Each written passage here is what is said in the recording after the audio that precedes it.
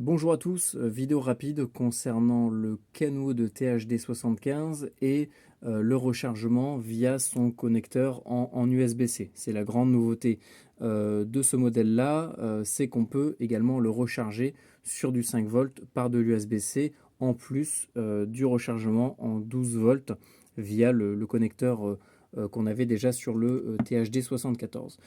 J'ai voulu faire un test de rapidité, de performance au niveau du rechargement en USB-C. L'idée, c'était de vous faire un retour concernant ceci. Donc pour faire mon test, je me suis servi d'une alimentation USB 5 volts qui fait également la charge rapide. On va regarder ensemble les caractéristiques techniques. Alors désolé, je suis dans l'atelier, c'est un peu le bazar. Alors, on voit qu'on a 5 volts, 2 ampères. Donc, on n'est pas censé être en reste au niveau de la puissance de notre alimentation. J'y ai connecté donc, ah bah nickel, on peut voir l'intensité et la tension. Donc on voit qu'on est à une tension de 4,98 volts, donc 5 volts. Et l'appareil, alors là ça relance une petite charge, mais à mon avis ça va pas tarder à s'arrêter. Donc on est à 0,31 ampères. En gros, j'ai regardé régulièrement lors de la charge. Disons que l'appareil réclame entre 0,2 et 0,3 ampères. Généralement, on était plus autour des 0,23, 0,25. Et vers la fin de la charge, on passe à 0,31 ampères. Donc c'est vraiment très peu, surtout que l'alimentation, elle, peut fournir 2 ampères, ce qui permet normalement de recharger l'appareil très rapidement. Et donc là, on a le petit timer et on voit qu'il nous a fallu quasiment 14 heures pour recharger une batterie 7,4 volts en 1850 mAh.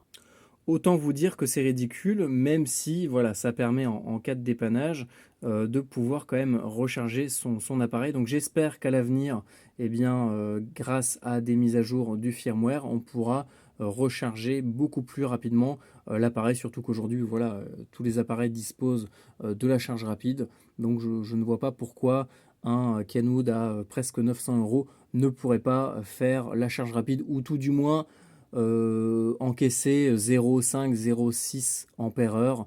C'est pas énorme et ça permettrait de réduire déjà grandement la durée de charge. Voilà, à savoir que ma batterie a moins de 10 cycles de charge, elle est vraiment toute neuve, donc c'est pas un problème de batterie ou autre. Là, on est vraiment sur une recharge vraiment très lente. Alors d'un autre côté, ça permet de ne pas dégrader la batterie, mais voilà, moi j'ai surtout sélectionné cette radio là pour, on va dire, du outdoor, de l'aventure. Donc l'idée c'était d'avoir une radio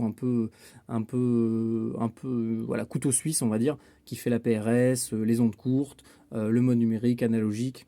Bref, voilà, l'idée c'est vraiment d'avoir une radio qui fasse à peu près tout, que je vais pouvoir prendre avec moi durant mes randos, mes bivouacs. Et donc forcément je n'aurai pas tout le temps un panneau 12 volts, une alimentation 12 volts pour le recharger. Même si normalement j'ai un cordon avec moi, mais voilà. L'idée c'était vraiment de tester pour voir les performances réelles du rechargement en USB-C. Donc j'espère que prochainement on va pouvoir recharger l'appareil beaucoup plus rapidement. Parce que là franchement plus de 13 heures, je trouve ça vraiment exagéré, surtout vu la capacité de la batterie. Bon, je sais qu'il faut redresser un peu la tension, mais enfin voilà, un appareil à ce prix-là, d'après moi, il faut que la charge se fasse plus rapidement, quoi. Voilà, donc c'était tout. C'était juste une vidéo de test pour que vous puissiez vraiment voir comment se recharge l'appareil en 5 volts, puisque personne n'a fait le test.